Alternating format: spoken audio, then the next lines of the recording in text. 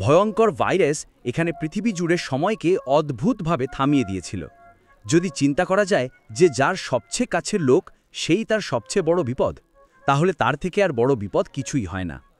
এই গল্প আমাদের এমন এক শহরে নিয়ে যায় যেখানে রয়েছে শুধু ভয়ঙ্কর কিছু জম্বি মানুষ, যার মধ্যে থেকে একমাত্র দুটি মানুষ বেঁচে আছে শুধু ভয়ের কারণে।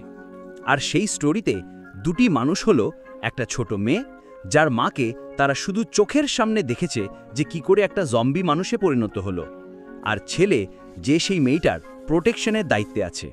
ওই স্টোরিতে আমরা সাথে দেখব তাদের পুরো জার্নির গল্পটা। তাহলে আর দেরি কিসের? Sci fi zombie story explained. স্টোরির শুরুতে আমরা দেখি একটা ছোট ছেলে রুমে বসে টিভিতে কার্টুন দেখছে। হঠাৎ টিভি সিগন্যাল কেটে যায়, স্ক্রিনে ভেসে ওঠে এমার্জেন্সি নিউজ। ছেলেটার মুখের হাসি মিলিয়ে যায়। টিভিতে বলা হচ্ছে একটা ভয়ঙ্কর ভাইরাস ছড়িয়ে পড়েছে পৃথিবী জুড়ে, যেই আক্রান্ত হচ্ছে কয়েক মিনিটের মধ্যেই সে ভয়ঙ্কর জম্বিতে পরিণত হচ্ছে। এই ভাইরাস অত্যন্ত দ্রুত ছড়াচ্ছে। যারা এই সংবাদ শুনছো, সাথে সাথে একটা সেফ জায়গা খুঁজে নাও। ছেলেটা সব মন দিয়ে শুনছিল। ঠিক তখনই ওপরের ঘর থেকে অদ্ভুত শব্দ আসে। সে আস্তে ওপরে গিয়ে দেখে এটা আসলে তার বড় বোনের প্র্যাঙ্ক। এরপর তারা মায়ের কাছে যায়। মা চিন্তিত হয়ে ফোন করেন তার স্বামীকে। স্বামী একজন পাইলট। তিনি স্ত্রী আর সন্তানদের বলেন, তোমরা আমার জন্য অপেক্ষা করো না, তাড়াতাড়ি শহর ছেড়ে চলে যাও। চিন্তা করো না, মা তোমাদের সেফ জায়গায় নিয়ে চলে যাবে। তিনি বাচ্চাদের নিজের হাতে থাকা লাকি ব্রেসলেট দেখান, যেটা তার মেয়ে অ্যাবিগেল বানিয়েছিল। অ্যাবিগেল সেটা দেখে খুশি হয়। এরপর মা তাড়াহুড়ো করে জিনিসপত্র গোছাচ্ছিলেন। হঠাৎ বাইরে থেকে ভয়ের চিৎকার শোনা যায়। তিনি তাড়াতাড়ি দুই সন্তানকে নিয়ে বের হয়ে আসেন, কিন্তু গাড়িতে ওঠার আগেই হঠাৎ এক জম্বি তার উপর ঝাঁপিয়ে পড়ে। ভয়ে অ্যাবিগেল গাড়ির নিচে লুকিয়ে পড়ে, আর চোখের সামনে নিজের ভাই আর মাকে জম্বিল হাতে মরতে দেখে। জম্বিল ওকে দেখতে না পেয়ে চলে যায়, কিন্তু এরপর অ্যাবিগেল দেখে তার মাও জম্বি হয়ে গেছে। জম্বি হয়ে যাওয়া মা এবার মেয়ের দিকে এগিয়ে আসে। ঠিক তখনই একজন আঙ্কেল এসে অ্যাবিগেলের জম্বি মাকে মেরে ফেলে। এভাবেই অ্যাবিগেল বেঁচে যায়। কিছুক্ষণ পর অ্যাবিগেলের ভাইও জম্বি হয়ে যায়। তখন সেই মানুষ অ্যাবিগেলকে বলে, চোখ বন্ধ করো। এরপর সে তার ভাইকেও গুলি ফেলে। এরপর গল্প চলে যায় 10 বছর পরে। জম্বি ভাইরাসে পুরো মানব সভ্যতা ধ্বংস হয়ে গেছে। যে শহর একসময় আলোয় ঝলমল করত, আজ সেখানে শুধু অন্ধকার আর ধ্বংসস্তূপ।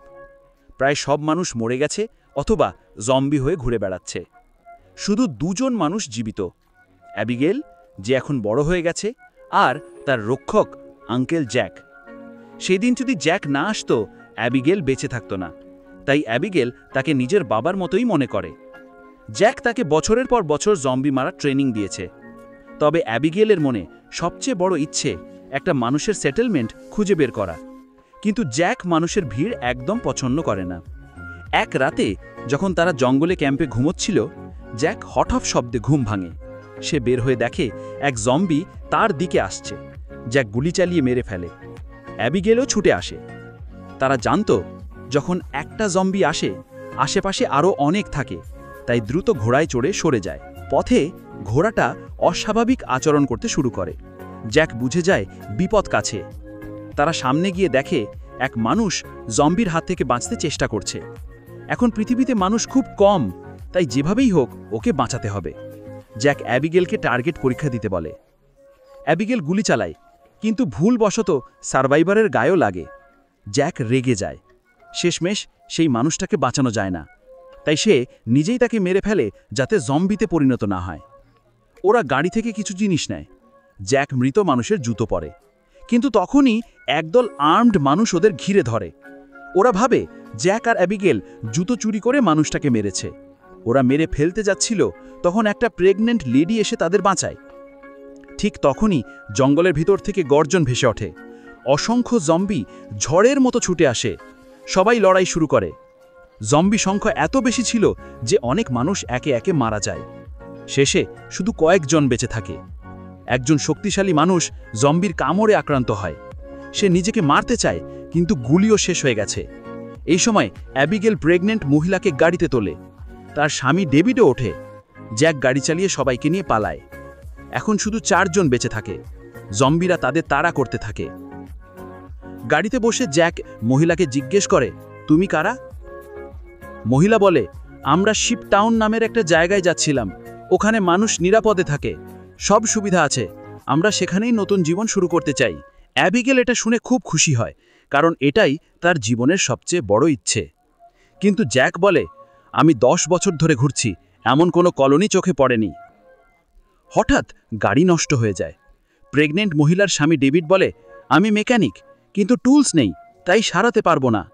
তাই সবাই গাড়ি ফেলে হেঁটে চলতে শুরু করে। অনেক দূর হাঁটার পর ওরা একটা নির্জন সোসাইটিতে পৌঁছায়। উঁচু বিল্ডিং আছে, কিন্তু চারদিকে মৃত্যুর নিস্তব্ধতা। ওরা জায়গাটা ভালো করে দেখে নেয়, কোনো বিপদ না থাকায় ওরা সেখানেই রাত কাটায়। রাতে আগুন জ্বালিয়ে খাবার রান্না হয়। অ্যাবিগেল সেই প্রেগনেন্ট মহিলার কাছে শিপ টাউনের কথা জানতে চায়। মহিলা বলে, আমরা রেডিওতে তাদের সাথে যোগাযোগ করেছি, ওটা খুব সুন্দর জায়গা, ওখানে গিয়ে সবাই শান্তিতে থাকবে।